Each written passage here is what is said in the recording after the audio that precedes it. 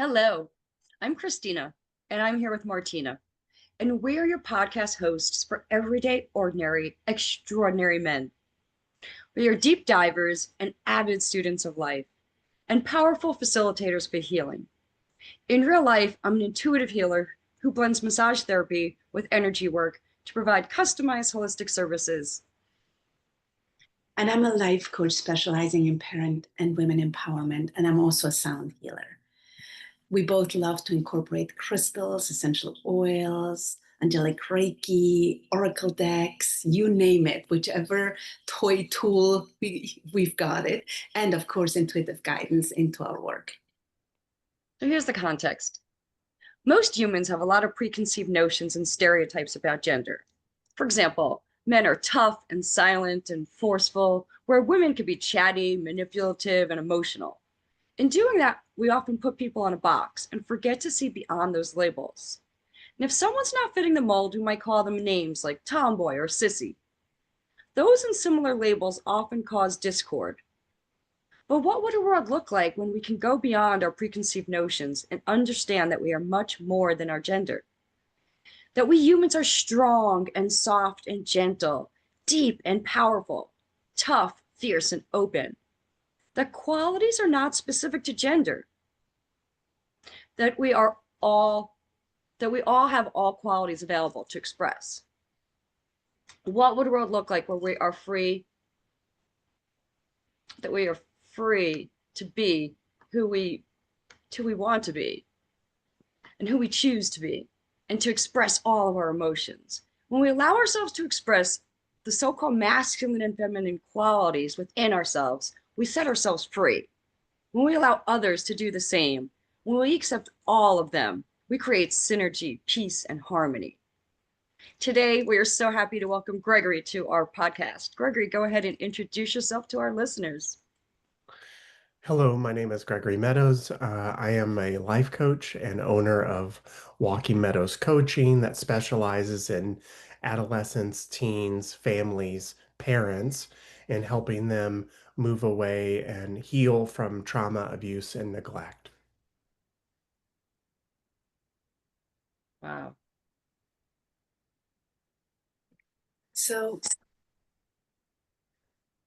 we're so excited to be here with you. You know, we had a chat last week, and it was just your presence is really, I never know if I can say sweet, but sweet and powerful. So thank you. Now, if we really knew you, what would we know? Oh gosh, that's a very big, that's a very, that's a very big question. You would know that um, I have a deep heart for um, the weak and the poor and people who face injustice, um, children, elderly, um, people that are suffering. And I will always be a voice for them when they don't have a voice for themselves. Yeah, I mean, rooting for the underdog Yes, in a way. absolutely. Absolutely. I'm a very justice-oriented person. Mm. Is there anything that had you become that? Um, Well, I grew up as a very sensitive young man. I am the oldest in my family. So I got the first trial run of parenting from my family. And that was pretty bumpy for them and for me. And I noticed that from a very early age, I kind of gravitated toward, even as a child, I gravitated either towards adults or children that were younger than me.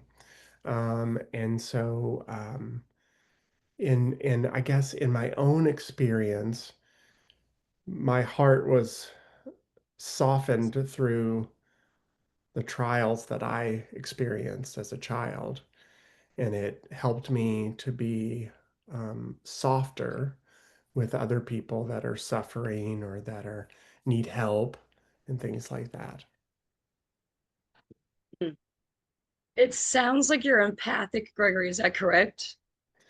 I would say so. And over the years, I've learned how to not let it be so unwieldy and really to be able to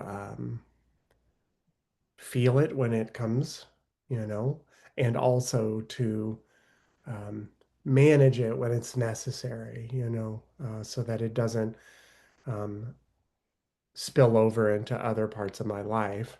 Um, so I try to keep it in balance. Sure. Martina and myself are also empaths. And I know for myself, it really wasn't understood in my family growing up. I was teased a lot. I was called Tiny Tears because I cried a lot. I was very emotional. Hmm. And I didn't really get a lot of support for it in my family growing up. Yeah. I really had to find my own way into that on my own.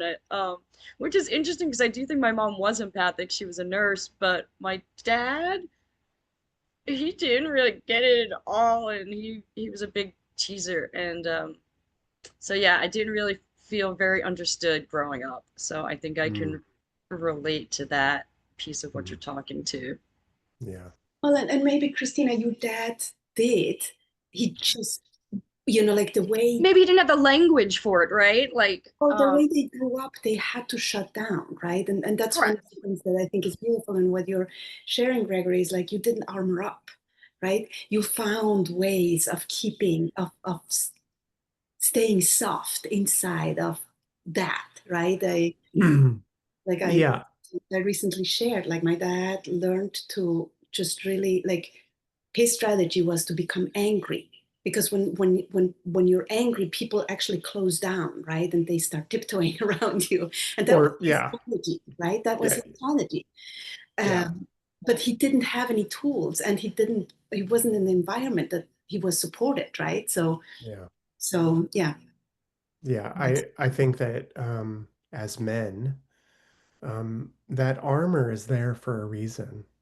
And sometimes those reasons are healthy, right? Like if we are going into battle, we need armor, right? And the thing that can get tenuous or difficult is discerning what is a battle where we need armor and where is a battle that we project that from a wound or my partner's not attacking me, she's trying to get to me, and things like that. So the battles can be healthy and understandable, and it can also be we can overlay our wound onto an experience and armor up when we don't necessarily need to. Yeah, and that's for men and for women, right? I Yeah. was just gonna say the same thing because I can see Yeah. places where I do that myself. So And lately I'm so aware of when I bring out the boxing gloves. Hmm. Right? Yeah. It's literally I can feel it. Like I go like, right? Like everything in me, just like, and that's the armoring up, closing the heart, getting the Hmm. boxing gloves out, right? Yeah. And so, but it is in this system that we live in where it's about competition and about winning and about that there is very little space for, you know, feeling, Hmm. sensing, Yeah. you know. True, true. True, true. Yeah. so Gregory, here's our icebreaker question. Tell us a funny, silly, or embarrassing story about yourself. Oh my gosh. I read this question, and there is a story that always makes me laugh out loud when I think of it. So, I was doing yoga teacher training in 2019. So, this is in Colorado, and it's it's kind of cold. It had snowed, and the snow was melting. But I was like, okay, I'm gonna walk to my yoga studio. I've got my yoga mat under me, and I'm a pretty tall person, and I take long strides. So And I'm walking towards the yoga studio. The main room has all these windows facing the street that I am now walking towards the yoga studio. And there is a section of snow that is not on the sidewalk, but it's on the street. And I'm like, ah, I'm just gonna hop over it. Well, I was in some sandals or shoes or something, and I did my giraffe stride over it, and I slipped and I started almost tripping, almost like a giraffe on roller skates. So now I am almost like I'm trying not to fall forward, but I am tripping over myself, and I'm doing this in front of there's a class in session. So now I am a giraffe on roller skates in front of this whole yoga class, and I am like, just almost trying to trip, not just trying to save myself and everything else. And I caught myself, I upright, and I'm like, oh my gosh, I am so embarrassed because 20 people probably just saw that in the middle of yoga class. And so when I think about it, but I was trying to be, athletic and jump over the snow, and I was just super confident. And then I ended up almost tripping over myself in front of the whole yoga class. And it still makes me laugh to this day to replay that event. And my ego was more bruised than anything else because I was such a clumsy giraffe on roller skates. So The great image, a giraffe on roller skates. yeah, yeah. Did they see you? Did they look? Do you know? No one said anything to me, but I knew, like, as soon as I went in the building, I was like, oh, that whole class just saw that. And so I was playing it cool and calm as a cucumber, just trying not to like feel embarrassed when that whole yoga class let out and everything. So I was just like pretending like it didn't happen. I truly believe those moments are there to have us just stand in our embarrassment, right? Like Yeah. I've shared before on this, I've splatted walking the dog, like face, like chest, knees, everything, wipe Yeah. out, and literally had to look around. I was like, did anyone see that? And there were people around trying to pretend they didn't see me. So I Yeah. stood up and I took a bow. I was just like, I'm just going to enjoy the embarrassment of this moment, right? Like Yeah. that's really all we can do. We just got to Yeah. have fun with whatever we have in the moment. Yeah. Yeah. We are still human and we still can be clumsy and make mistakes sometimes. It's it's it's kind of cool, right? It's like the different reaction. Most of the times we try to pretend it never happened, right? Rather than Hmm. come out and say, Hmm. "Oh, that was just so embarrassing," right? It's Hmm. okay. No, Or look at how agile I am that I did not fall and I saved myself. Like you could look at Yeah. it from that point of view too. but Yeah. yeah, but rather than acknowledging it, right? We have a tendency to then just like, okay, right? And at the same time, what you're saying, Christina, or you too, Gregory, is like that. Then people pretend they didn't see it, right? Rather than because we then like the viewers feel so uncomfortable. It's actually fascinating if I you was if like, they know we're embarrassed. They don't want to add to it. Like, I'll pretend I didn't see it too. But I'm just like, ta-da! Look at me! I just did that. Hope you all Yeah. enjoyed it. Yeah. Yeah. good for you. So, Craig, what makes you come alive? What are you passionate about? What do you love about your life? Mm. Um, Several questions there. What makes me come alive? So, witnessing people having this aha moment about their life when they realize something about themselves, like, oh, I've been getting in my own way, or oh, I didn't think about that before, or I didn't see it that way, or oh, now I know what I can do to move forward, that sort of thing. And so in my work, seeing families and teens like kind of get it, that brings me joy and brings me helps me come alive. And I enjoy bonsai. For some reason, I have an affinity towards bonsai and clipping those little trees and all of that. It's living art, and it's like this tradition that's been done for hundreds, maybe thousands of years, right? And it's where humans and nature try to move into harmony, right? And things like that. So I enjoy that. I enjoy um, the sort of existential scuba diving with friends. So we get to test each other's theories and paradigms and that sort of thing, and sort of get to go deep into better understanding ourselves, each other, and the world. And those are all things that I enjoy. And then I like eating good food out. Um, that's kind of my thing that I spend money on is I like to eat great meals and food and healthy food and things like that. Are those things also the ones that recharge your batteries? Um, they can, as an introverted person, I need community, not as much as maybe an extrovert.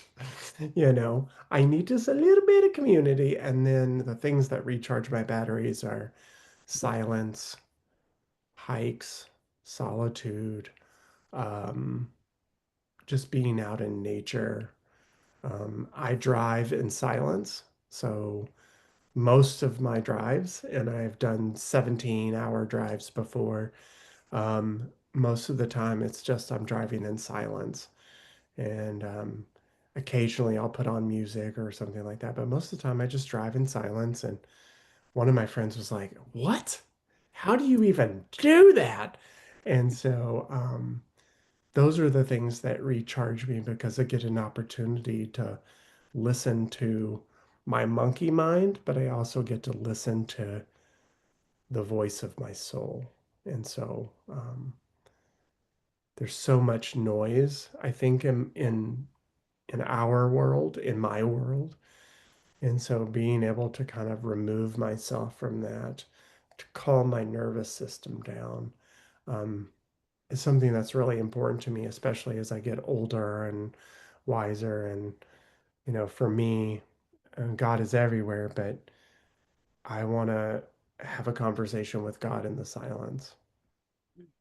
So, I would Thanks for totally agree with your friends. And at the same time, it's like, wow, how amazing.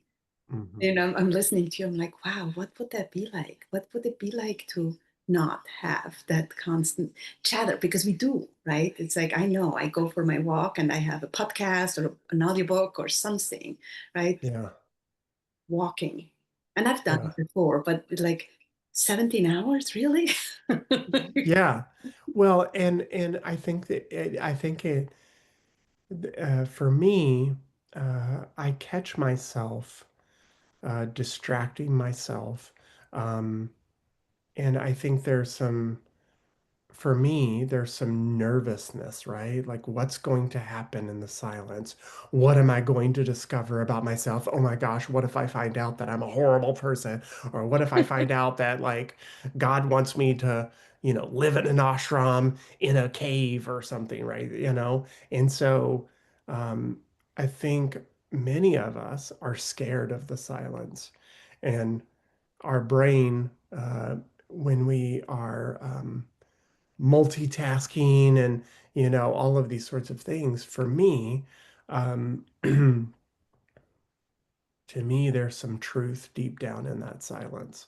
And also, it's like swimming, right? Like the water may be ripply on the surface, right?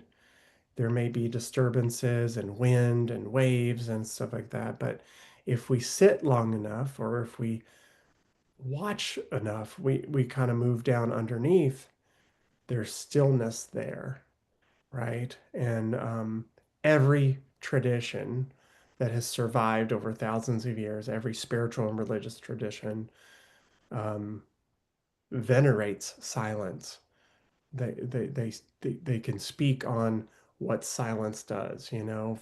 Jesus sat in silence, Buddha sat in silence, all these sorts of things. So for me, my conclusion is the more I sit in silence, the more I will know myself, for better or for worse, right? Yeah, me. Always for better. I mean, the more you know yourself, the more you Yeah, yeah, better. and yeah, exactly. And sometimes we learn things about ourselves that are not pretty, or that are sticky and messy or unresolved, or those sorts of things. But we can't heal what, in my opinion, was disclaimer, fine print, in my opinion, we can't heal what we're not aware of, right? Because it's off in a box on a shelf in the back of a storage closet in the back of a warehouse, right? And it's 100 miles from our conscious awareness, right? So, yeah. Yeah, agreed. Gregory, what makes you laugh? um, Funny, tripping stories and videos, not where people get hurt, but where Yeah. people, like, a skateboard flies off and the person falls down, but they're okay. Um, um, uh, Seeing serendipitous things kind of happen, like, oh, I want guidance, God, so show me this symbol if this, and then I see that symbol and I'm like, oh, you know, just interesting. And um, I like I will be honest with you, it takes a lot to make me laugh sometimes because I just like I watch comedy and stuff, and I'm a very cerebral person in some ways, and it takes a lot to make me laugh, but sometimes I just enjoy um, the things that people think of, or the things that people say out loud sometimes. I'm like, oh, maybe you should have kept that to yourself. Um, but um, but yeah, those are some of the things that make me laugh. Yeah. So tell us about the time you took a chance for love. And it doesn't have to be romantic love. Hmm. That's a really good question. Hmm. Hmm.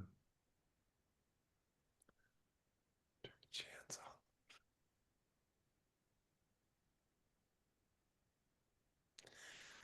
So, um, I am not married, and I've had several relationships, and in general, I'm very hopeful. So even when things are difficult, even when there have been hurt or transgressions, I remain hopeful about love. So, um, and I think this is a double-edged sword, right? Through childhood, we can learn these coping skills of, like, oh, this person hurt me, but I'm gonna give them another chance. And I think as adults, there are times when we should give people chances because they're human. They deserve grace and mercy, just like I would want for myself. And then there are times when we should wish that person well and move forward, right? And so for me, I do take chances in relationships where, people may have made mistakes. And I think also, and this is a little bit of a slight pivot on the question, but I take a chance on myself. because I do care about myself.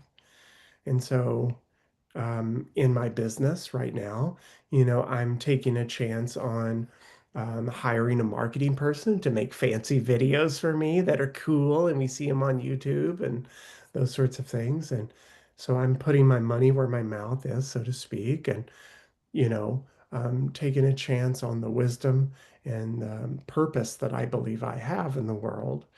And so that's how I take a chance on love, both like romantically and within myself, taking a chance that um, I'm going to do something new. I'm going to go on a podcast, or I'm going to, do some public speaking, or, oh, I'm going to help this person do that. So, and all of these things, and I do men's work as well, in a men's circle. And I bring all of that. I bring my love for the men.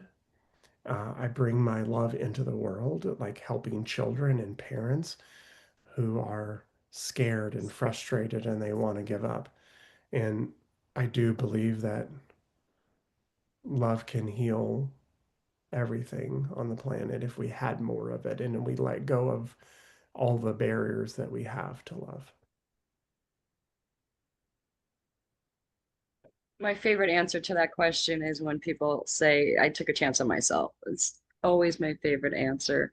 Um, Yeah.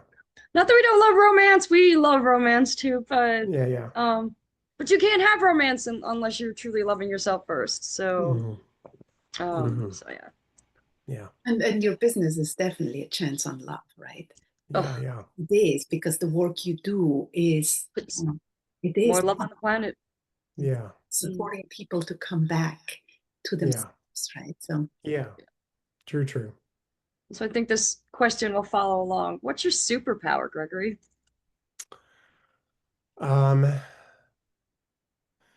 my superpower is insight. Mm, yeah.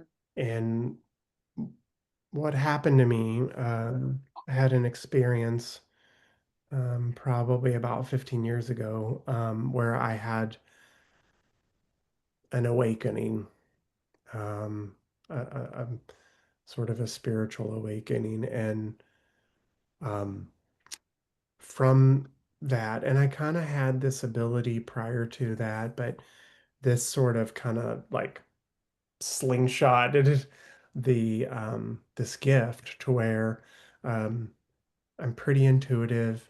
I can tell when people aren't telling the truth, and not in an overt sort of nefarious way, but in a way where they are not aware that they aren't telling the truth.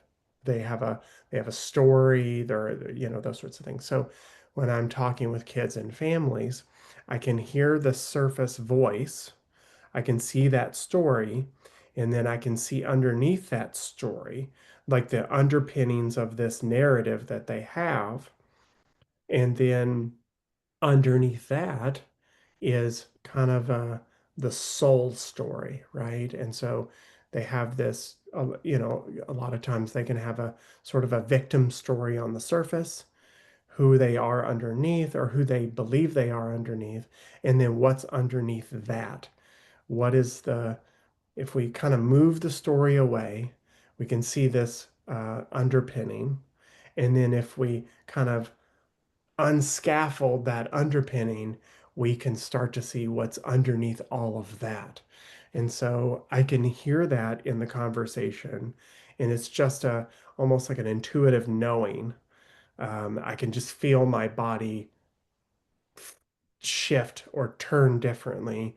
And my superpower is being able to sort of deconstruct or decode what's really being said, and kind of like so when I hear a story, I can also see holes or puzzle pieces that are missing, and I know where to go, like, oh, tell me about this part of the story, you didn't mention that, but tell me about this part of the story. And so it's both a gift and a curse sometimes. Um, Kind of being intuitive and being able to kind of hear what's being said, but hear what's not being said as well. Yeah. Yeah. What a beautiful gift. Thank you. Powerful and challenging, right? Mm.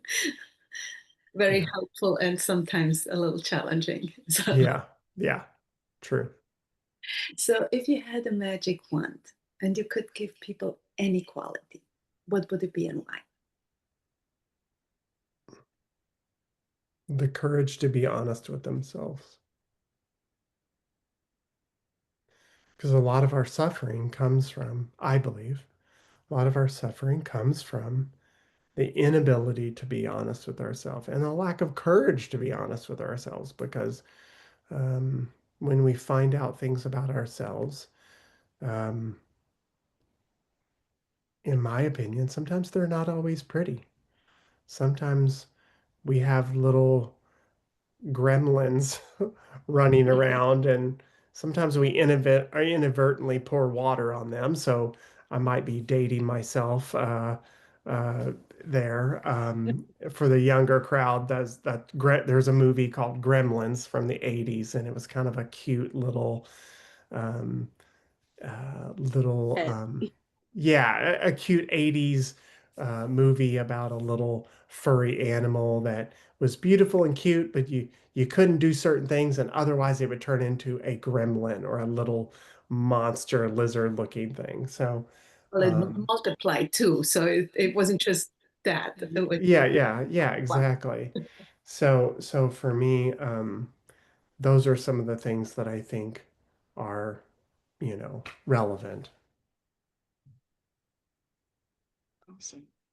willing to dive deep too, right? Because to have the courage to even acknowledge.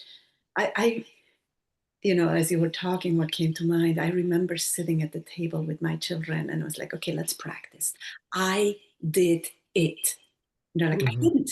I'm like, I did it. Repeat after me. I did it. Right? Hmm. And how challenging to say, I did it. It Hmm. was me. I Yeah. take responsibility for whatever that is, right? Hmm. Yeah. At the same time, not give it meaning either, right? It's like, okay, well, I did it. What now? What am I going to do Yeah. with this information now? Yeah. Well, and I think, and I'm sure, Martina, you talk to clients about this, but there's a difference between your behavior and who you are, right? And we have to be very careful about developing a narrative or a story. Because I have this behavior, I'm totally a bad person. I'm totally not worthy. I'm totally this, right? This kind of all or nothing, black and white thinking and stuff. So, um, and we're human beings. And so we are both beautiful, amazing, strong, resilient, and sometimes we are selfish and um, narcissistic and, angry and all these Mean sorts and of things too. mean and angry and everything, right? And Yeah. at the same time, in the work I did with that before, it was like each quality has its place. Hmm. Sometimes we need to be selfish. Selfish is Hmm. such a good quality. It's so, Yeah. so incredibly important. Sometimes it's appropriate to be mad. Yeah. The other thing is, yes, like we put ourselves in boxes, and usually Mm. like instinct is all about survival. So of course we're going to find all that is wrong because we need to be better. So we fit into society, and they're not gonna expel us, so we won't die, right? So that's Right. essentially how our brain Hmm. as a brain is going to go. So it's going to point out all that is bad and wrong, Hmm. so that we with the intention that we then do better, but it doesn't really help because then we go down the drains, right? But we do the same thing with other people, right? Hmm. It's something and they're forever bad and wrong, rather than this is just one quality of the totality of who we are over and over and over again, right? Yeah. Yeah. And I like to remind myself when I'm focusing on something bad, quote unquote bad, right? Like, or Yeah. something Yeah. that bothered me the wrong way about someone, right? I like to remind myself I don't want anyone like only focusing on the worst thing I ever did. So why Yeah. would I focus on this one thing with this one person? Let me focus on the thing I know about this person instead of this crap I want to focus on at the moment. Like Yeah. Yeah. we are more than one stupid event in our life. And Yeah. we're Yeah. constantly changing and evolving, right? Mhm. Who I am today is not who I was half a year ago, or who I will be in a month or tomorrow, even, right? Yeah. Absolutely. Yeah. Our physiology changes. Our neurology changes, right? And I think most people, I heard a statistic that when we have triggering events, if we can witness them for 90 seconds, the intensity of the event will start to come down. But most Really? of us, I believe, and I witnessed this in myself, we cannot wait that 90 seconds. We cannot be in the fire for 90 seconds, right? Because we're so mad, we just want to reflexively, biologically move away from pain. But as seekers on the path, one of the quintessential tools in the toolkit is to move towards discomfort, towards pain, maybe, healthy, right? In a healthy way. So if we can sit still for 90 seconds and witness, we can radically alter the trajectory of our growth, our soul, our work. Yeah, really beautiful. It almost is like going back to that childlike qualities, right? Where we're once again moving through those feelings, right? We can go through mad and so quickly. And yeah. Yeah, and animals do this too, right? So when Yes. an animal experiences something, they literally shake and move their head and everything, and then it's like it's gone, right? They're back to their happy, playful self, right? So good. Mm-mm-mm. It's about letting it pass, like letting it go pass through. We're experiencing it first and then letting it pass, right? I think that's Yeah, yeah. we try to not experience it, right? We do everything to avoid the feelings. But Hmm. if we just let ourselves experience it, then we can move past it. Yeah, But we don't like to be uncomfortable, so we don't want to experience it, right? So yeah. Well, Believe we're hardwired to do that, right? yeah. We are hardwired to move away from pain, and that is a necessary component, right? That the stove is hot, don't touch the stove, right? So, but in our current modern world, uh, the dangers are not necessarily environmental, they're existential in our yeah. head, right? So Yeah, and we they're not could, necessarily real either. yeah, there, Mm, there, there are projections and little stories that we create and all that sort of stuff. mhm, sure. And And in that, but dive in into that, that one. yeah, yeah, but in that area though, it's the uncomfortable situations that we grow from. So, Hmm. um, so yeah. Yeah. Gregory, what are you most grateful for? I'm grateful for my breath because Mm, I grew up with asthma.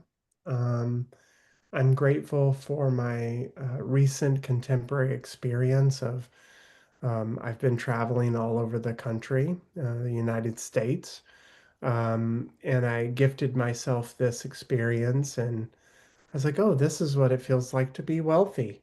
And just be like, mm, oh, I'm gonna get up at 10 o'clock. I'm gonna get up at 8 o'clock. I'm gonna go over here. I'm gonna go visit these friends. And so I gifted myself this experience.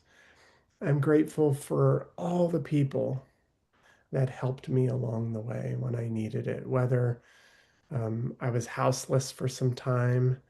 I have, been in, I've had financial challenge, like long time ago, financial challenges and stuff like that. And I'm grateful for people's time and love and um, I'm very grateful for people's grace and mercy with me because I'm still a human being and I'm still on a journey. And I'm grateful for people's generosity, whether that was time or expertise or resources or sponsoring this trip or, those sorts of things. So, um, and I'm grateful for my willingness to keep going even when the journey is hard.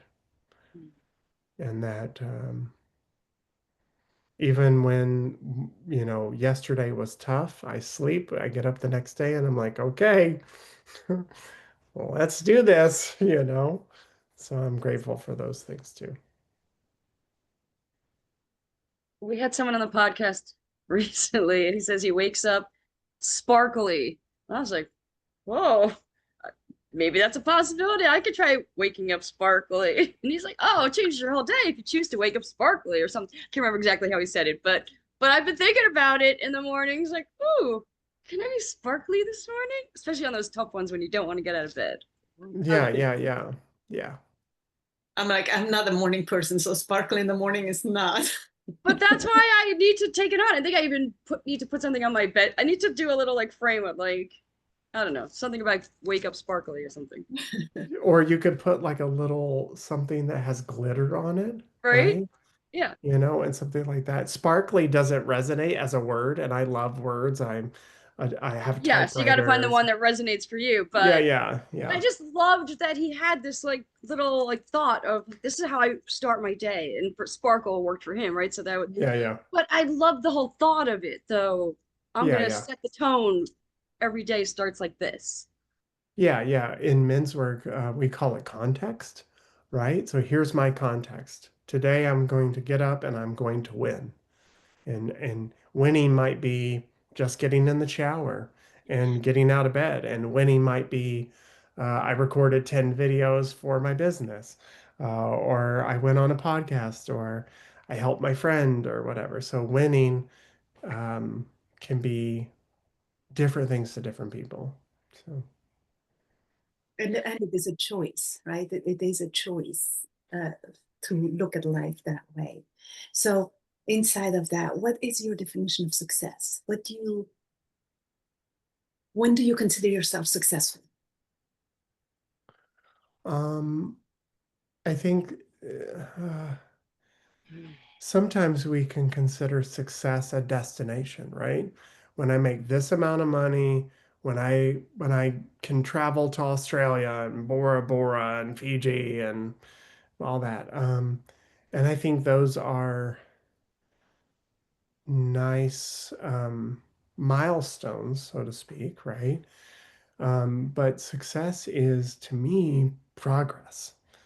Okay, I did something just a little uncomfortable that I didn't do yesterday, right? And so for me, um, some of the goals that I have for myself is, make six figures. And that translates to freedom to me. It's not about the number. It's like, oh, freedom. And I don't have to worry about this or that sort of thing. So there is a financial kind of paradigm there. But also, success to me means that I'm having a positive impact on an increasing number of people, teens, families, and that's growing. Um, that that's a way that I can see that I'm moving in the right direction. I'm having a greater impact. I'm a bigger stone hitting the pond and creating ripples versus a little pebble, you know. And success also means to me that I'm moving forward in my physical health, mental health, emotional health, and spiritual health. And I'm kind of incrementally moving them up together versus maybe moving one up and kind of staying away from this one here. So that's what my definition of success is. Beautiful. So good. Well, since we're talking about business, why don't you tell our listeners about your business and what you offer and how they can reach you? Yeah. So thank you. So you can reach me via email, Gregory at Walking Meadows, just like it sounds, .com. I'm on Facebook, Gregory at Walking Meadows, Facebook, Instagram, Walking Meadows, YouTube, Walking Meadows Coaching. And I offer little tidbits and little tools and videos and things that I do. I also teach a parenting support class, and it's a 9 week closed confidential group where you learn about attachment theory, empathy, generational trauma, childhood development. And those are for families that things are not where they want to be. The communication is strained. Maybe the child is struggling in some way.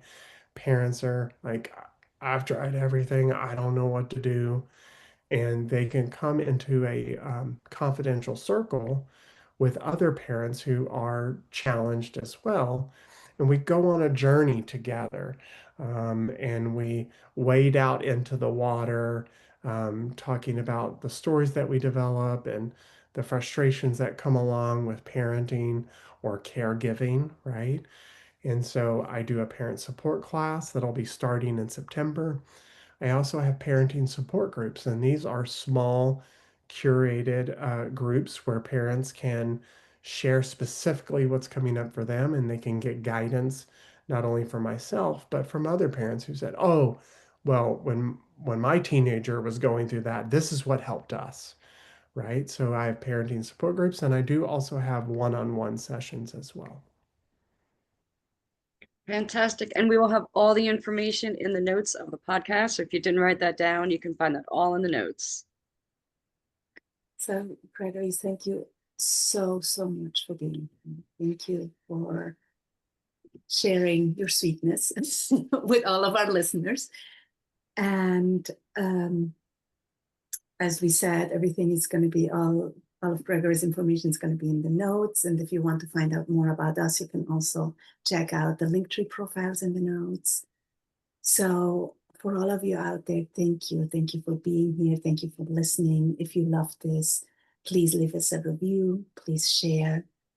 Please remember that you are extraordinary. You rock. Have a wonderful day. Bye for now. Until next time, Gregory, you get to end and say bye to everyone. Thank you, Christina and Martina, for this wonderful opportunity. And just I want to remind your listeners that I believe everything happens for a reason. So there are no accidents that you and the three of us have intersected today. So don't take that as a coincidence. And maybe this is a little nudge for you to move forward in a particular area. So thank you for going on this journey with us. And we look forward to hearing from you soon.